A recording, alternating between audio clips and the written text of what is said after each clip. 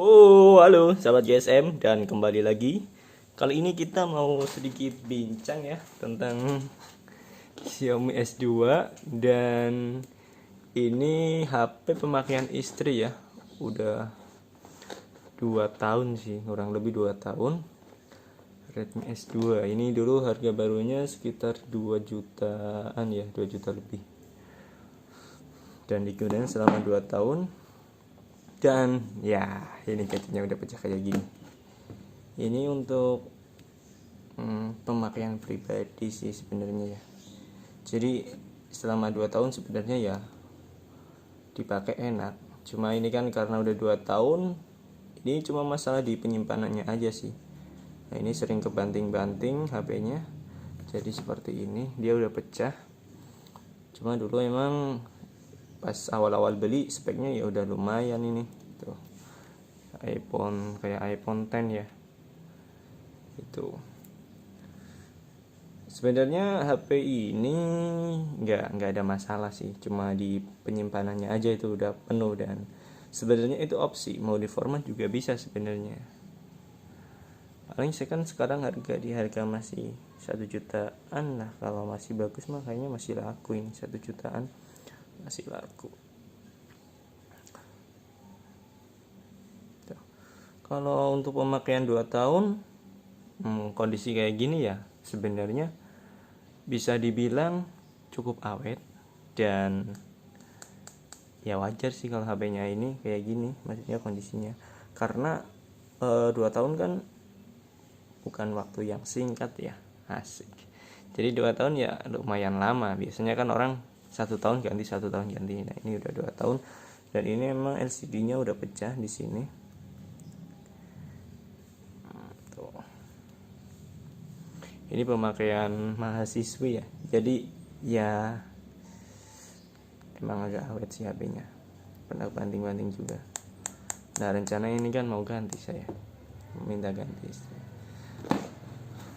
Kondisinya ya masih lumayan bagus sih, kalau dikatakan masih lumayan bagus karena udah 2 tahun ya. Untuk performanya gimana selama pemakaian sih nggak ada masalah ya, no kendala, artinya nggak ada masalah.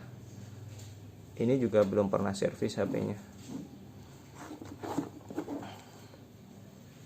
HP-nya belum pernah servis dan ya paling di kebanting-banting kayak gitu. Sebenarnya ini kamera depannya udah lumayan ya nih. Ini kamera depannya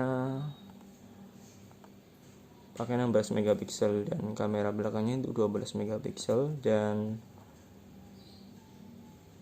layarnya ini ukurannya 6 inci 5,99 HD. Oh, prosesornya ternyata bung, ini prosesornya pakai Snapdragon 625. Jadi ini buat ngegame sebenarnya lumayan S2. Cuma ini kan pemakaian cewek ya, jadi yang nggak terlalu. Oke, mau kita tes untuk kameranya? Ya kita tes aja sih, kan nggak bayar. Oke, kita tes ya untuk kameranya. Nah ini istri nyimpen aplikasinya juga banyak.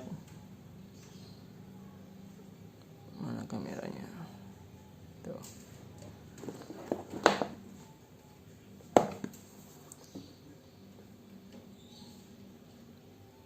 Set. Nah ini untuk kamera belakangnya. Kalau untuk di masanya ya bagus ya untuk kamera kayak gini. Oh ibaratnya pada masa ini S2 ya udah lumayan bagus 12 megapiksel. Cuma kan sekarang kamera rata-rata 48 dan ini kamera depannya nih. Ini 16 megapiksel.